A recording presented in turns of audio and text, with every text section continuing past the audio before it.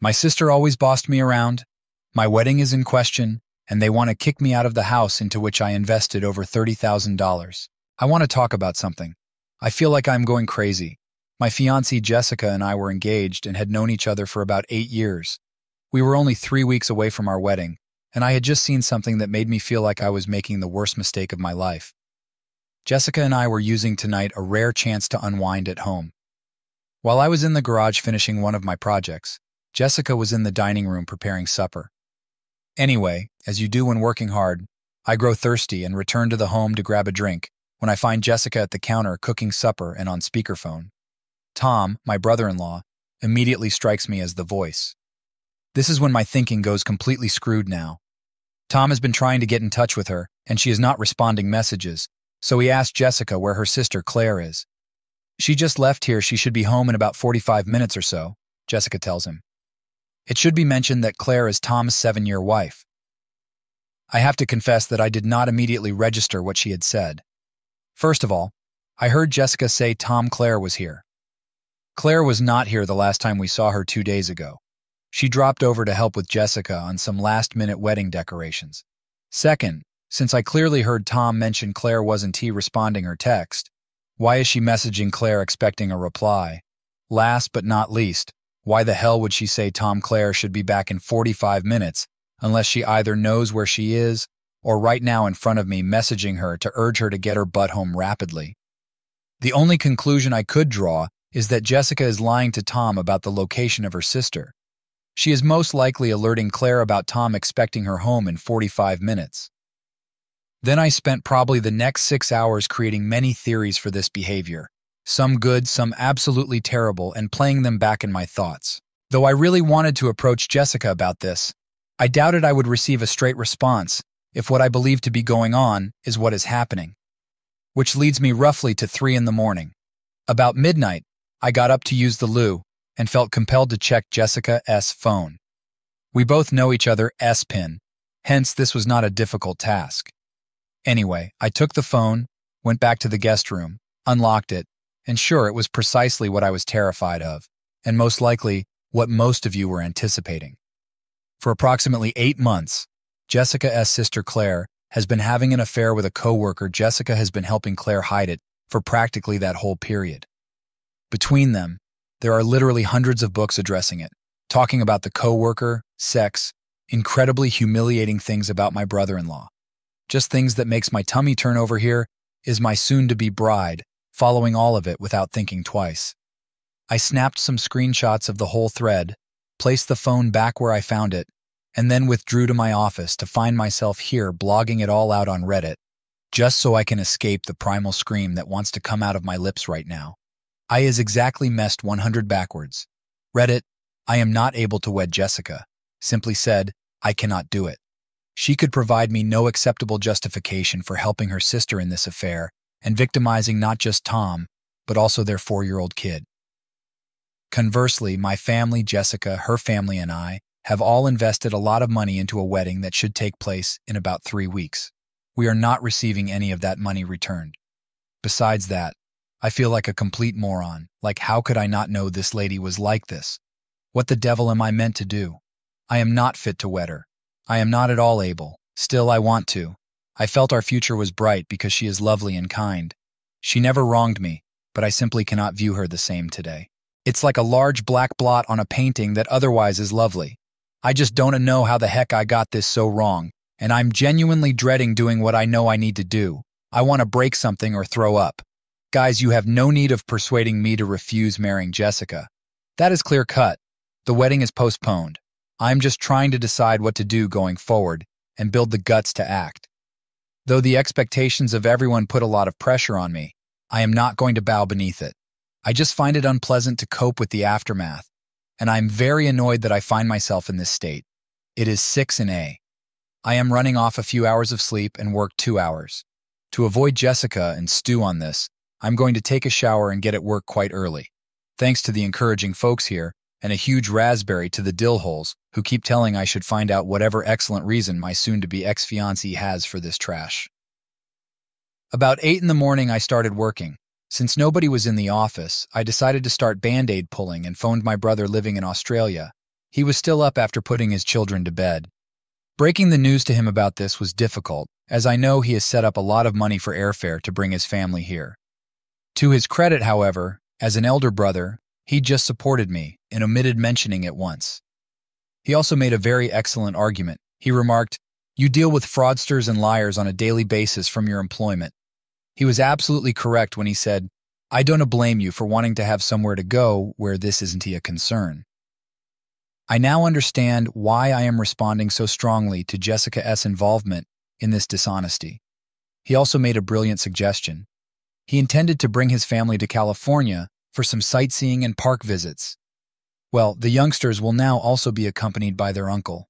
We were going to honeymoon there as well, therefore it should be simple, as we were intending to meet them for some anyway. I'll give Jessica's ticket to either my sister or another family member and rebook everything to be near his and his family. Though I have responded a few, I haven't had time to review everyone's remarks. Right now, I am just kind of making myself sick by drinking cup after cup of coffee and trying to divert myself till the day goes on enough where I can contact Tom. Just got up in morning stand-up. Having been here so early, my stomach is doing flip-flops after drinking around 2 pots of coffee. I simply cannot focus and concentrate. From my end, I feel like I can really do much but tell Tom what I know. I will hence simply take a sick day and go over to check if he is around. If not, I'll give him a call and hunt him down. Tom is a teacher on break right now, and Claire works a 9 to 5 like me. Hence chances are excellent this works out. Hope for me, Reddit. Went to Tom's residence somewhat after 11 a.m. He had just dropped his youngster down for a sleep, and in the kitchen we had a lengthy, rather candid conversation. He guessed this for a few months now, mostly with the help of Jessica and a few of their common acquaintances. Claire has been very excellent in hiding her traces. I regretfully only have a few hundred screenshots from Jessica's phone, not all 8 months of text chats nevertheless. I provided him what I had and promised to assist him any way I could. I know a few things and a few individuals as I am a field analyst in the CU department of a mid-sized insurer, specialized in workers' compensation fraud. Still, I am attempting to save anything I can from my laptop in the nearly brother-in-law's kitchen. Knowing I want to screw Tom over, I have to speak to Jessica tonight and get the news out as quickly as I can to my friends and family. Although I had a ticket issue as Jessica was traveling under her maiden name, and our airline has a surname restriction for name changes, so far I managed to rebook most of the honeymoon. Still, they let me cancel and obtain a partial refund and rebook for my sister, who will be traveling to California with 3 brothers and niece in a few weeks. I don't want to tip anybody off until Tom has an opportunity to face Claire, so I am waiting to cancel the venues until after I spoke to Jessica. But I will definitely be telling my family and friends this afternoon, asking them to hold it close. Right now, I am essentially in a frenzy, canceling whatever I can cancel, and I am headed down to the bank in a few to create a new account and pay my payments, so straightening the money. Though some have highlighted them, it should be really decent. Since we were not married and I had more income, the mortgage is not in my name. Jessica did contribute around $30,000 against my $80,000 for the down payment. Though it might be worse, I will most likely have to pay her out that money, plus some share of the mortgage payments for the last 24 months. The update was included into the same post as an edit. Right now, it is about 10 p.m. I am writing from my friend S. place. Jack is his name, and he used to be a co-worker of mine in the same line of business. As I said in a previous post, I work for a respectable-sized insurance company SCU department as a field analyst. For those without knowledge of what it is, I essentially work as a private investigator. Investigating what we believe to be false claims about workers' compensation is part of my job. Anyway, as I kind of hinted at, Tom sought my assistance in locating the other man Claire was cheating on him with.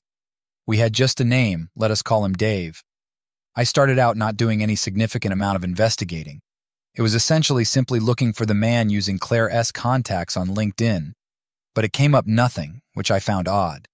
Claire stated she wouldn't be home until around midnight, and Tom had informed me she was meant to go out for drinks tonight after work. I basically knew straight immediately, so he didn't have to tell me what he suspected. I told him I would assist him, but he had to come with me. I immediately got in touch with Jack, my friend, told him about the circumstances, and had him consent to see us later in the day. We drove over to Tom's parents' home first so they could see their kid. I waited in the vehicle and had no idea what Tom told them. We next headed to Claire's place of employment. One of those big commercial strip malls with all of these bland offices lined in a row in a huge non-gated auto park. We drove till we came to Claire's vehicle. Then I had Tom open it using the second set of keys. I next handed Tom a GPS tracker to put in the vehicle and a voice-activated recorder. Once finished with that, we departed, parked somewhere down the street, and waited for Claire to leave the company and for my buddy to show up. Approximately 30 minutes later, Jack shows up, climbs in the vehicle with us, and approximately 1 hour later, Claire leaves her workplace with two of her pals, along with a tall, younger-looking guy with dark brown hair. I am thinking, damn, Claire, you're making it easy for me. I snap a few photographs from the vehicle, then wait for Claire to leave in hers and start following her. They are clearly holding hands. She didn't proceed as originally I had assumed she would, right to a motel or whatever. Rather, she drove to a pretty good pub and grill in a pleasant area of town and parked on the street. I followed her as she got out of her vehicle and inside the building, then located my own parking space and followed the layout. First, because nobody knew Jack, we sent him in. His two main tasks were to be my alibi and attempt to find any incriminating images of Claire and Dave. Tom and I waited in the vehicle for about 40 minutes before Jack sent the first in a sequence of text messages.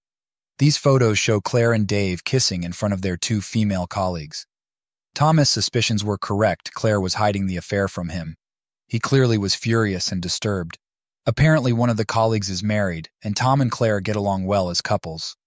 About the same age, both of them have toddlers. Tom says he still genuinely wants to know who this man is, even when I questioned whether that would be sufficient for him. We can find out later, I attempt to convince him, but just now he seems almost pleading. I so advise Jack to wait, SMS him that I am on my way, and then go inside the pub myself. Claire and her team are firstly seen laughing and drinking at one of those big circular tables next to the front window. I pause as I enter, seem startled, then yell to Claire, "Hi, what are you doing here?" She is clearly startled to see me, and everyone around her tenses right away. Claire says we are getting married in 3 weeks, and swiftly presents me as the fiancé of her sister. Everybody is congratulating each other really heavily. After thanking them, I then extend my hand to the dark-haired man and introduce myself using my entire name, thinking he would react in same manner. He does, and I am a little surprised Dave is not mentioned. I introduce myself to everyone else, then tell Claire I am here to meet a coworker. I wave to Jack, then step away. Once I go over to Jack, I give him the guy's name, and we both start whipping out our phones and get to work. We locate him not too long ago. He has court case rulings against him and social media accounts. When we learn Dave is his middle name, everything sorts out really well. Right now, I am just grateful that Claire isn't cheating on Tom with 2 other coworkers. Dave is 30, married, and has a 2-year-old kid, turns out. This just gets better and better. Still, I send Tom the guy's name and decide I want to challenge myself and urge him to wait a few more minutes. Here in the bar, I am essentially watching over children. To Claire and her staff, I am absolutely visible. My presence is really wrecking the evening. I can see out of the corner of my eye that nobody is very enthusiastic about this. This is excellent. I let this continue for around 15 minutes before telling Tom to contact Claire, informing her he's spending the night with his kid at his parents' place. Not long later, I find Claire pulling out her phone, showing Dave, and subsequently, everyone choosing to pack out. Saying goodnight, Claire approaches me and asks if Jessica and I would like to come over for supper this weekend. I grin and wish her and her colleagues a nice night. It seems like a fantastic plan. Jack and I pay our payment, then dash back to the waiting Tom after waiting for them to go. Here there is some uncertainty as we are not sure precisely Claire was intending to do. She may have already reserved a hotel room and was on her way, as I had suspected, which would have greatly reduced my options and complicated things. But it turns out that tonight was most likely supposed to be just drinks at the bar. It wasn't tea, until Tom chose to spend the night at his parents', that it evolved into anything more. Claire headed straight for home. We trailed after her out of view and parked down the block. Not long after that, another vehicle drew into Tom's driveway.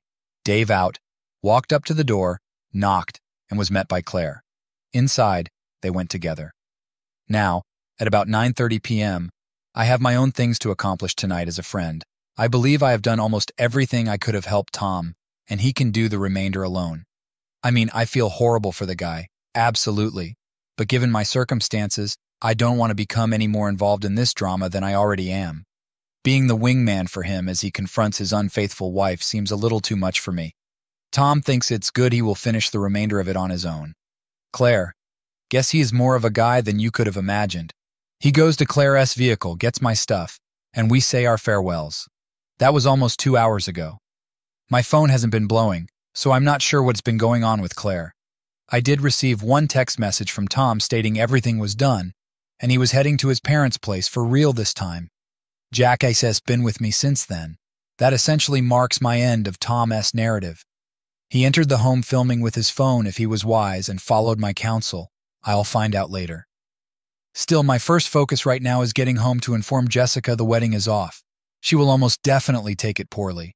She wanted to be absent, like I said, but right now I simply cannot get married to her.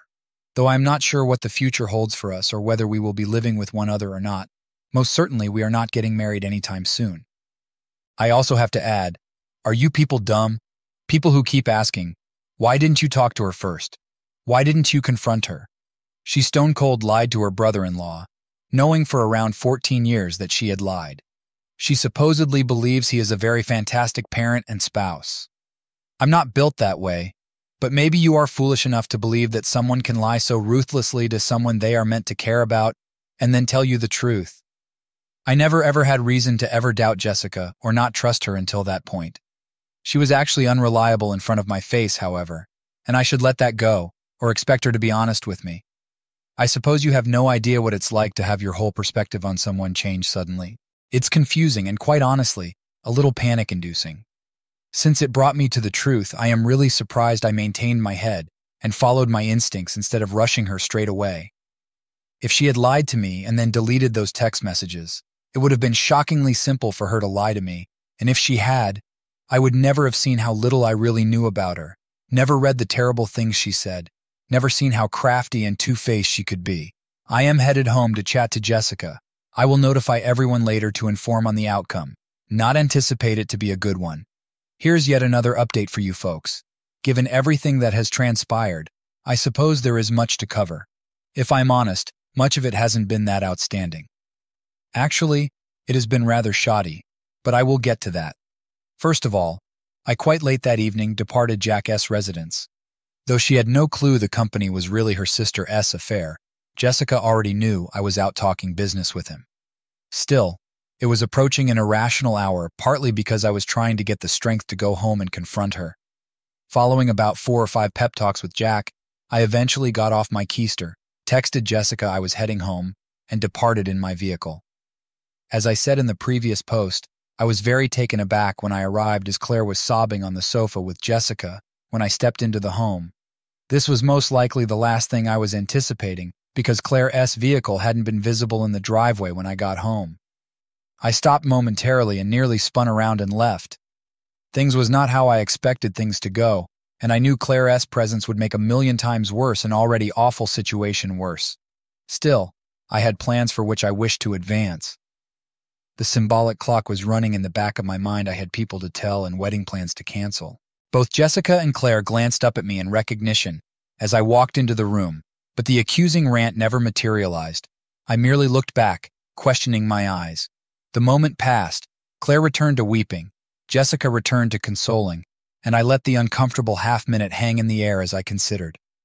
Tom apparently had not disclosed my help in revealing Claire's adultery. Not for any other purpose than to watch how Jessica responded, I chose to play stupid. I settled on a reclining chair, dropped my laptop bag, and pulled my phone from my pocket. I pretended to be fidgety with it, then asked them, "What's going on?" Claire just kept crying, but Jessica turned to face me and said, "Tom is divorcing Claire." Well, indeed, I thought as much. I resolved to ask the obvious question forward. "What for?" I said to her. Jessica paused, massaging Claire's back to glance at me. Her face seemed to twist and distort practically. Imagine the face a 5-year-old produces when you order them to eat their lima beans or broccoli. Claire looked at Jessica in a way I could not have understood from a sibling. The pregnant silence ended when Jessica answered, "She cheated on him." Now I have to confess, this answer stunned me. I had definitely not expected this. Indeed, the more cynical readers here could believe, well, the cat was out of the bag, so there's no point in hiding it, and yeah, that's true.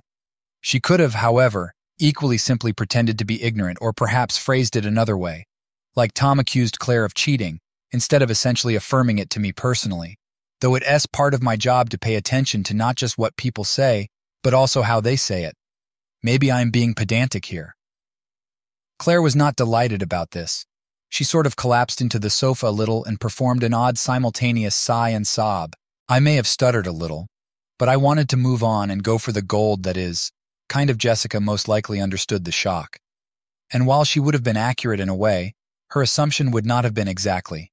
Did you know? Jessica nodded. She said nothing more. Her hand was still massaging her sister's shoulder. I asked for the clear follow-up. How long? Without thinking twice, the response came back much more effortlessly than I had anticipated. 8 months. I was startled by how readily she owned it. Claire also startled me. She slapped her sister's hand off her, and I suppose even Jessica was a bit startled to say it out. Leaning back in the chair, I allowed myself time to rip the remaining Band-Aid clean off. We're not planning to get married. From both sisters, 2 expressions like surprised goats and a chorus of, huh, what? Jessica leaped from the sofa and outstretched her arms, repeating herself. We are not getting married. I can marry someone who would cover up adultery, especially not for 8 months. The body language was, you can be serious, but I merely placed palms in front of myself. I'm serious. I don't like this, not one bit. I can be married to you with the way I feel. You participated in this, and this bothers me much. It would be a mistake. The waterworks began right away, and even Claire engaged in that perch-like mouth action meant to be sucking air. There were howls from Jessica, claims of not loving her, pleas to my feeling of obligation, financial loss, annoyance to all our friends, humiliation of it all. Though it was really nothing I hadn't considered. Hearing Jessica say it via body racking felt strange. I most likely made a major error right here. Maybe not, but I'm not sure how long Tom would have kept my participation in things off the records. Look, I already canceled the honeymoon. It is not happening, I replied, trying to persuade Jessica of the finality of it all. I knew it was a bomb the second it left her lips, and the explosion was damn near imminent. Claire, to her credit, had always been really fast on the pickup, most likely which helped her to mislead her husband for so long. When she combined my look at the bar earlier in the evening with her awareness, I could almost see the understanding setting in on her. You son of a bitch, she yelled, then shot across the room at me. Though I'm not a big man anymore, and I'm not slouch either. The power Claire threw at me caused me to lurch backward, and I just had time to grab my hands before she began slashing my face with her fingernails. I managed to shove her away, even though I almost dropped the phone I still held in my hand. Claire made another lunge at me, but shockingly, Jessica followed precisely what I ordered her to, wrapped her arms around her sister's waist and held her in place. I yelled very loudly, Claire, get off me! Jessica, get your sister under control! Holding my phone up for emphasis, I exclaimed, get out of here right now, or I'm calling the police, at Claire. Jessica urged us both to cool down. She doesn't have anywhere to go right now, she told me, and Tom took her car keys. That clarified the absence of a vehicle in the driveway, but it made no difference to me. With Claire, I was totally over, and I wanted to make sure she understood. I marched into my house office, slammed the door, and called the police. I told them I worried for my life, that my fiancé's sister had assaulted me, that I had locked myself in my office and that I was bleeding from my face and had hazy eyesight. I also mentioned to them that I had on my phone the whole fight captured. Jessica knocks on the door just as I was finishing up my call. Please come out. We need to talk about this, and please, I love you. Dante, do this. And even Claire is sorry. She wants to apologize. I am fairly sure last one was a lie, but Jessica was definitely losing it. I ignored her, and her efforts to persuade me from the office stopped most likely just as the cops arrived at our front door. Hearing Jessica chatting to them, I decided to come out. 2 men, one of them seemed younger than me, maybe about Jessica's age, while the other one was older and more dissatisfied about life in general. I said hello, pointed to Claire, said she assaulted me, and volunteered to show the police the tape I recorded. The younger one questioned if I intended to file charges. I responded in yes. Once again, he asked me if I intended to file charges. I responded once again in yes. Both officers glanced at one another at this moment before the young policeman could open his lips once again. I shouted, "Yes, damned it, I want to press charges. I have video evidence, And this is going to court, or else I'm going to call up your boss and ask him to come down and do it personally. I suppose they were really taken aback that I recognized his name. Not that we are buddies or anything, but given my line of work, I spend lots of time engaging with local police enforcement, and I have most of the brass or spoken with on the phone a few of times in the previous several years. To be honest, I was starting to feel really hot under the collar at this point. Although I could see what these men were thinking, I absolutely disagree with it. Facts are what they are facts. Sure, I may not be bleeding out on the floor, but I wanted Claire gone because she attacked me in my house. Fortunately, things didn't get out of hand right away. The two cops arrested Claire and placed her in the rear of the patrol vehicle. She was weeping and shrieking throughout the whole time, like some kind of gibbering crazy. Jessica wasn't any better. She only repeated, "No, please no," again and over. The younger officer rounded around at this moment to inquire if everything was well here. I just let them know I was heading to bed. He questioned Jessica once more and she didn't reply right away, so he says, "Is everything okay here, ma'am?" By now he was clearly searching for something. Though I hated this man, I bit my lip. Jessica only nodded at the officer when at last she realized he was addressing her. Clearly the man is not happy with this and starts to ask her once more. At which point I interject and say, "If you want to go on a fishing expedition, you might want to do it over there on the lawn where my doorbell camera isn't recording you." I think at this point I had pushed my luck with this guy one too much, but what could I do? I believe I was most likely about 30 seconds from having the cuffs slapped on me until his teammate arrived and essentially drew him away. Presumably in his late 60s, he was an elderly guy who most likely didn't want to handle 2 arrests straight at the start of his shift, particularly since one of them clearly would cause more difficulty than it was worth. He probably guided him out of it, and they departed, taking Claire away, hopefully out of my life permanently. By now, I am considering whether or not I should remain here. My parents reside a few hours away, and the idea of how destitute I would be in the near term ruled out either their apartment or a motel. I thus chose to sleep in the guest room. Jessica tried several fruitless attempts to get me to interact with her in conversation, or sleep in our bed, but I told her we would discuss tomorrow and I was weary and wanted to be left alone. She left me alone, thankfully, and I collapsed harder than I had in years, essentially bringing us up to current to the latest update. But my Reddit friends, let me tell you this, the following day turned out to be somewhat unusual in my life. First of all, I got up at 2 p.m. Jessica was still living at home. She had scrubbed the home from top down. I mean, the toilets shone and the floors gleamed. In the bathroom, I could lick the linoleum, and it would likely be minty fresh. She clearly had been busy, but she kind of lingered out of direct range when she noticed me. Not that interesting, yet she seemed to want to express something. I understand last night was horrible for everyone, and she was most likely unsure. Like, did I call off the wedding right in the middle of things? Was my seriousness about this? Was my anger justified? Breathing deeply, I informed her we had to stop our conversation. I considered rebuffing her when she attempted to seat next to me on the sofa, but I didn't. We were not getting married, hence I didn't have to pretend like I disliked her because honestly I didn't. She disappointed me, politely disturbed by some of the things I had read in her text interactions with her sister, but we were both suffering here, and I didn't want to make things any more complex than it already was. For Jessica to really and completely realize the wedding was off, it needed some more persuasion on my side. She seemed not to be absorbing it. Hell, that essay minimization, she was a disaster. She was, I believe, periodically hyperventilating. Though clearly not only was this my idea, but I had also had more time to come to grips with it. I was keeping it together better. She finally posed the important question, what about us?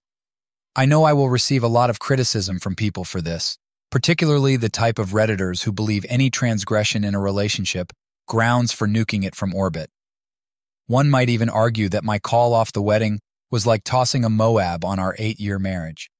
Actually, however, I had no response for Jessica at that point. I told her so I simply didn't know. I said I read all those text messages, and it showed me a side of you that I didn't know existed, and I wasn't sure about you or our relationship anymore.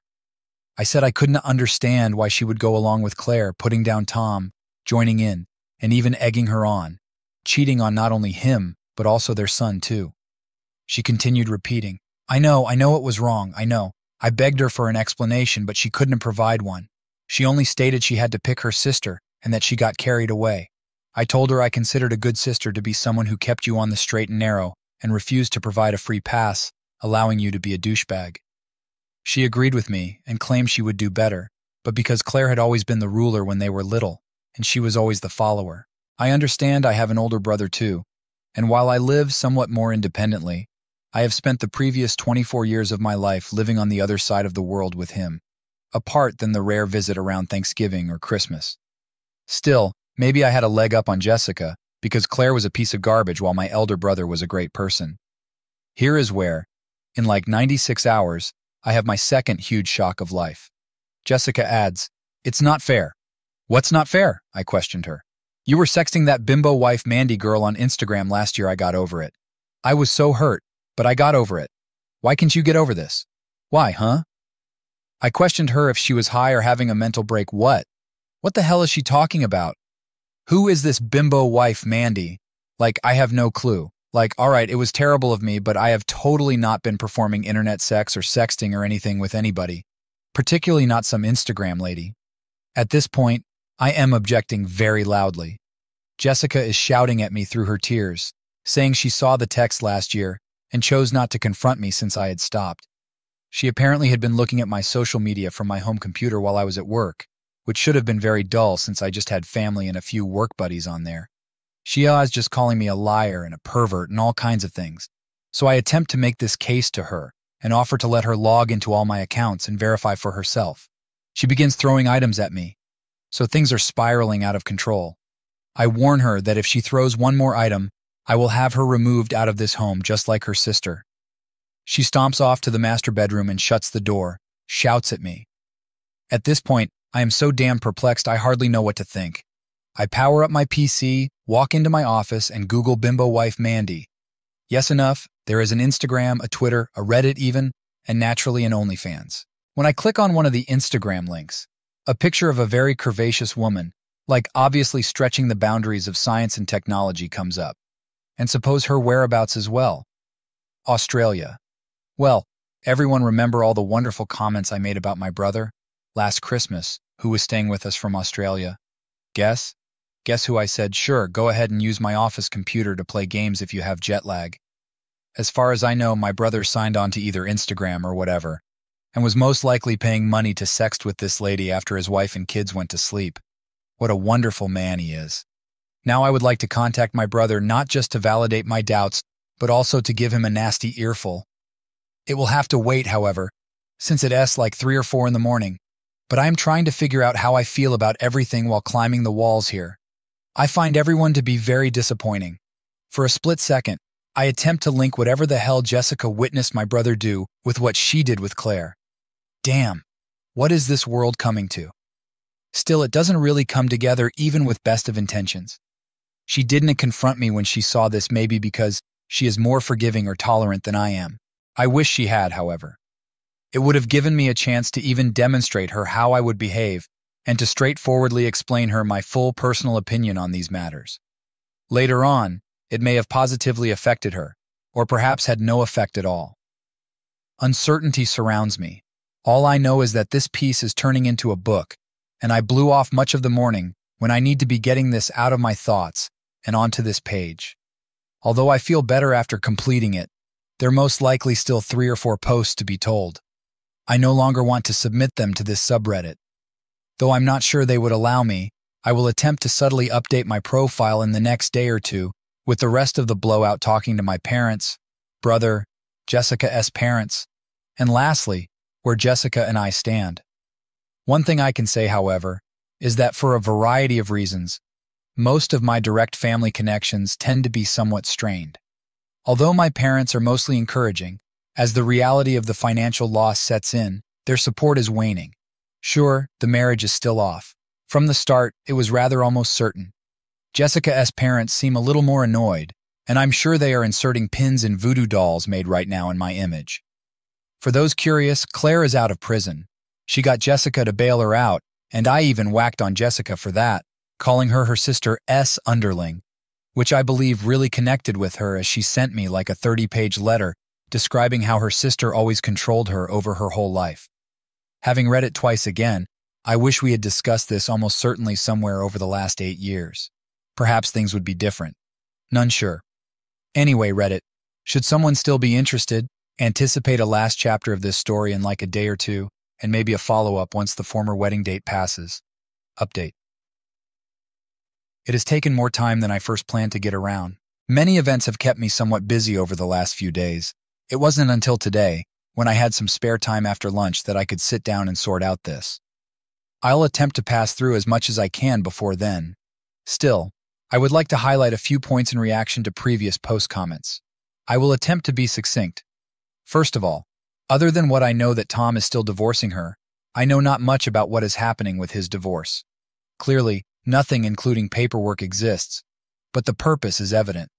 Apart from that, I am not really in a position to be supporting any kind of course of action Tom should follow, or provide him legal counsel, or help him in doing anything to the other guy, or searching down his wife. Tom is a mature guy who can act whatever he likes within the given circumstances. As his buddy, my role is just to help him and provide guidance should he so seek for it. Second, this is not some kind of guerrilla marketing for an OnlyFans female. If it was, I should have posted it on the original post, which was read by over 4 million people and main page of Reddit hit.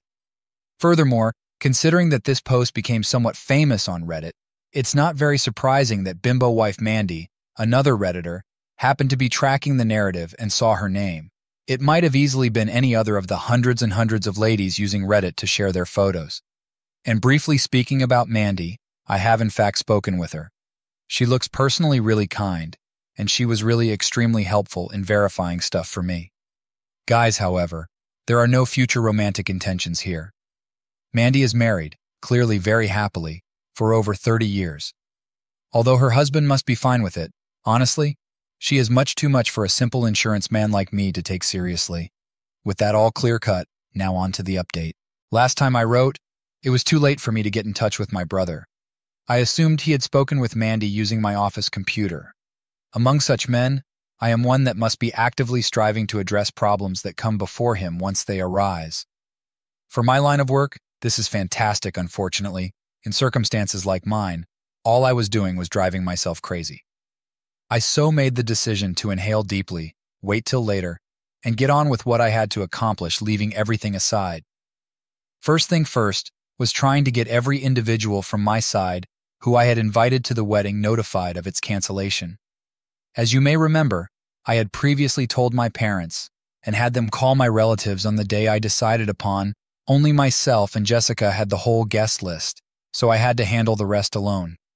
Respect for my friends led me to choose to call rather than text, but this might have been a poor choice, as every phone conversation usually culminated in a very long justification of why I was postponing the wedding. Though I could have offered some other explanation, I wanted people to know that I wasn't being lazy or perhaps having cold feet, something inane. Not just for my own reputation, but also, I believe, to honor the individuals who had promised to visit that day to assist pair Jessica and me. This meant that it was already dawn time in Australia, as I only managed to get in touch everyone late into the evening. Though I knew what I had to do, I wanted to be sure my ducks were all in line. Hence I stopped and prepared a lunch in the kitchen. Jessica wasn't home, I noted. When she departed and settled down to eat and consider what to do about my brother's predicament, I had no clue. For brevity here, let us name my brother Jason. Jason and I have always been really close, even though he is 15 years my senior. In my life, he was essentially a quasi-parental figure, as he was already headed toward adulthood by the time I could have long-term recollections. He was always kind with his time, played with his younger brother when other adolescents would most likely have avoided such an activity like the plague, and overall appeared to me growing up to be rather mature and smart. Simply said, I really respected him. I was still getting used to the concept that he had been sexting a female, not his wife, in my home, and I had to make decisions. It was evident that I should talk to him about it, but at this point I wasn't sure if I wanted him to confess only to help me clean my reputation, considering how poor my relationship with Jessica was. Anything might be salvaged, though. For at least propriety, I had to scold at him about this and get him to stop. I wasn't sure, however, whether I should tell his wife about it or not, rat him out. It all rested on what he told me and my belief of him or not. After finishing my dinner, I signed onto Facebook and watched Jason video. Since his specialty is connected to IT, and Jason is almost always accessible throughout the day, today was no exception. He now usually works from home as a remote office worker. It hardly rang more than 1 or twice before his response. We greeted one another, did some small talk, and then I just kind of dived into it and asked him whether he had been using my computer to sex chat ladies on the internet while he was visiting me. Jason's expression froze. Then he leaned over the camera out of frame line. He clearly was shutting his office door. To me, he answered, "Yeah, I did. Why?" Under my breath, I cursed and told Jason Jessica had assumed his flirting was me because he had used my computer. I told him I wasn't glad to pay the hit for him, and I questioned him straightforwardly if Karen knew about this or not. He hesitated for a few seconds, stammered over his words, then looked a little ashamed and answered, "No, Karen didn't know. I would prefer if it were kept that way." He then went on to say that, mostly in the bedroom aspect, their relationship had been very difficult since their youngest's birth 6 years earlier. Jason has always been a quite quiet guy, particularly in relation to personal matters. At least he had always been like way while chatting with his considerably younger brother. This time, however, he just let everything fall out. Things had been unfortunate. Getting turned down had become old to him. No matter what he did or how much Karen contributed around the home, she was always exhausted. Eventually, this resulted in issues on his side, some kind of performance anxiety on the rare times Karen would really feel up for some bedroom fun, and things simply went worse from there. He responded essentially, "There's no amount of socks cleaned up, laundry folded, dishes done, or time spent babysitting children that would get me laid. It was just not occurring, so I began to spend evenings working in my office." He even performed the finger quotations in reference. Apparently, his working at night became a quite strong addiction to OnlyFans sites, which swiftly spiraled out of hand given the relative seclusion he enjoyed at his office for actual work. When I questioned him if he was still doing it, he swore up and down that he was in T. When he said that, I thought I believed him. He appeared real, but I felt something was amiss in the back of my mind bugging. Perhaps it was because of all the dishonesty I experienced lately. But I was questioning my own brother, who has been a stand-up person to me our whole life. Being in this state really disgusted me. Now the issue I was dealing with here seemed very complicated.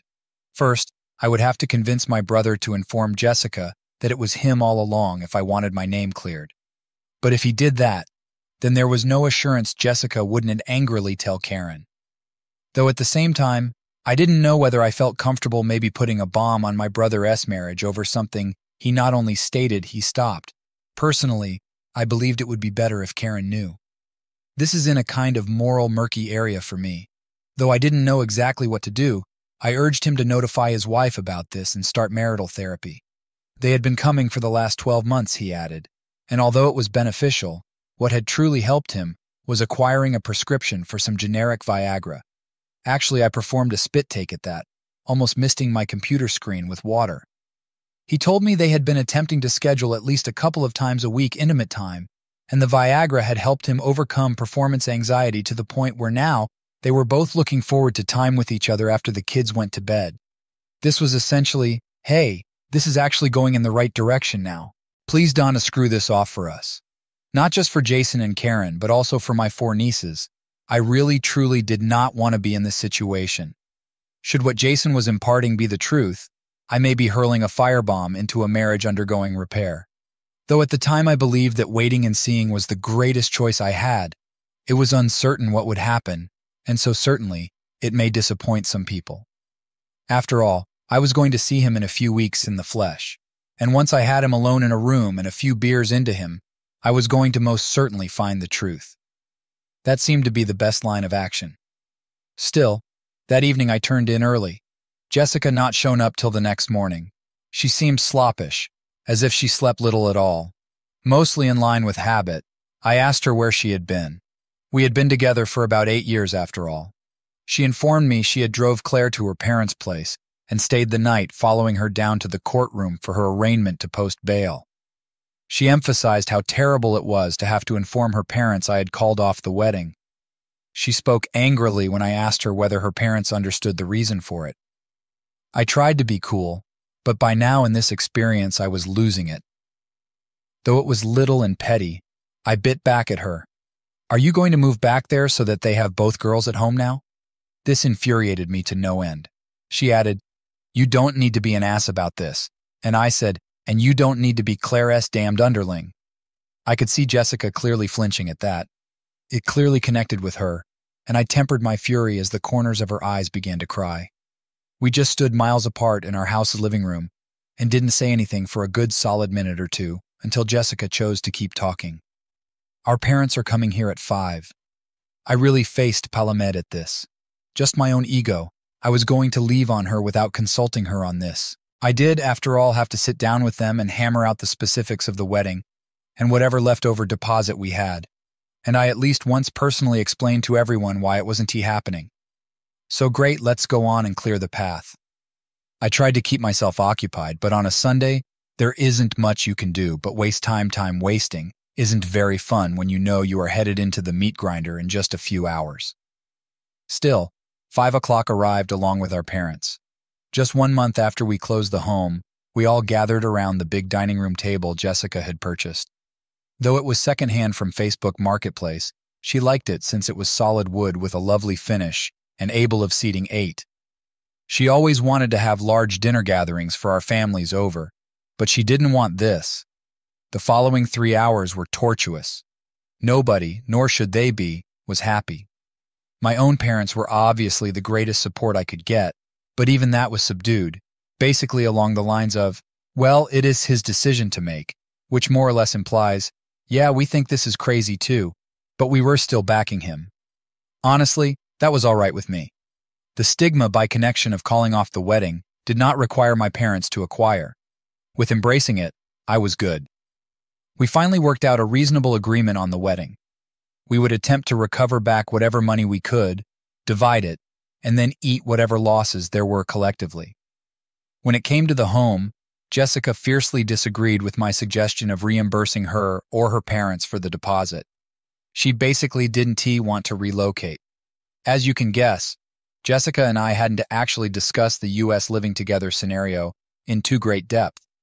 She was surprised when I even mentioned settling the house equity because the inference here is that I expect her to leave our house. She had a fit, I have no guilt about it. Before attempting to work with her parents on a payment schedule, I should have resolved our relationship status with her first. It really tipped my hand to everyone on how I was feeling about our connection. While I believe our parents anticipated it, or at least understood, Jessica was over herself. She made it plain, I am not moving out of my house, and we are not breaking up, she said, clearly rejecting our splitting over this. And that is essentially how my Sunday night ended. Jessica and I attempted to hash it out some more when our parents left, but we kept circling each other, and I had to control my natural tendency to run her down until we resolved it. I wanted to switch off my thoughts because, really, I was also rather exhausted. Unbelievably, we simply ended up silently sitting on the sofa, watching a movie together, till it was time for bed. We left it there with a "we'll talk about it more tomorrow," and headed to our own rooms. Monday morning, I found a big handwritten note shoved under the door from Jessica. I thought I would deal with it later after glancing quickly at the first few pages, and headed to work. Jessica still was in bed when I left. She had to have written the letter late. I began phoning suppliers and venues on my list at the office, rearranging certain appointments. It produced mixed bag of outcomes. The catering staff insisted that, under the premise of ordering most of the food, I pay most of their expenses. Like they expected me to eat week-old steak, I fired back at them via this, but my plea went unacknowledged. I tried explaining what occurred to the lady running the catering company, but it appeared to further strengthen her will to extract as much money from me. On the other hand, the DJ I paid for entertainment was very kind and returned almost all the money. Things continued like way, and throughout the day I read Jessica's letter between calls and work. This is 30 pages of written words now, hence I will just be summarizing. Basically, Jessica has been bullied by Claire ever since childhood. Her reaction to this has been to basically follow anything Claire says or wishes to hear. She continued, saying it had become somewhat normal for her to live, that she was just terrified, afraid to upset the balance, create a disturbance, or perhaps even express an opinion. I thought about this because, honestly, when I look back at our relationship with a more critical eye, I kind of feel that Jessica was a little too perfect of a girlfriend. She never disagreed with me, never chose her ideas over mine, or even fairly argued too forcefully against anything I wanted to undertake. She went out of her way to seem helpful and behaved throughout our relationship almost exactly like a yes woman. We had never even had a little debate in 8 years, much alone a full-fledged fight until today. From a relationship-s viewpoint, everything sounds fantastic, until naturally, it is not. You know, what they refer to as people-pleasing conduct, I couldn't get rid of this sense that Jessica had deep-seated insecurity and desire to make others happy. When I start looking at it this way, a lot of things make sense to me, and I start to understand that despite spending 8 years with Jessica, I really don't know her that well. She seems to have created a picture around her that is essentially a mirror reflecting whatever she believes others want to see. Regarding our relationship, she has essentially been playing my ideal girlfriend while never truly allowing me inside to see who she is really. Hell, probably definitely simply another reflection, this time of Claire, with all her warts and flaws. Therefore, I cannot even argue that what I saw in those text chats is the actual Jessica.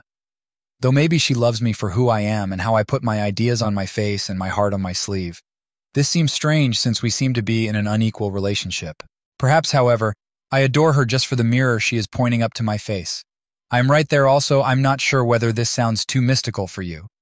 I am still attempting to grab by my fingers this wisp of an idea.